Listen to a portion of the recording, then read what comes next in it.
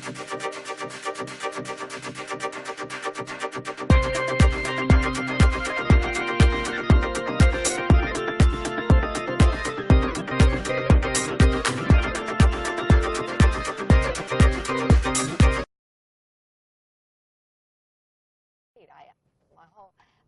I have one vice.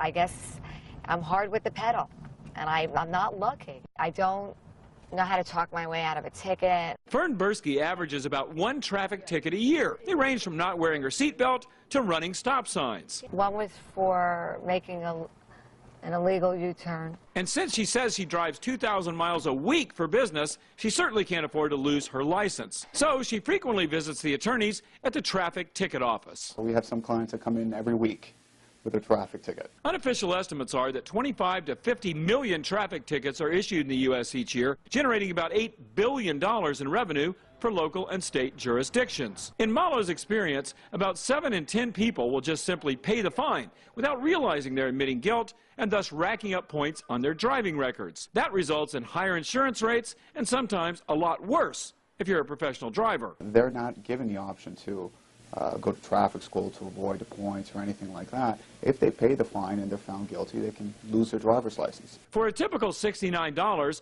Malo spends the time in court instead of his clients, and his goal is to either find something wrong with their ticket to get it dismissed outright, which he says happens about 75% of the time, or to negotiate lower fines that can often run into the hundreds. Those cases that are not dismissed, the cases will be resolved without any points to our client's driving record, but they would have to pay a core cost of fine. While it may seem that the cost of defending a ticket is inexpensive relative to the potential consequences, it's good to remember that the outcome of these cases is never certain, and bad driving is never a good idea.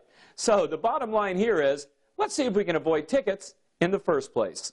For Money Talks, I'm Stacy Johnson.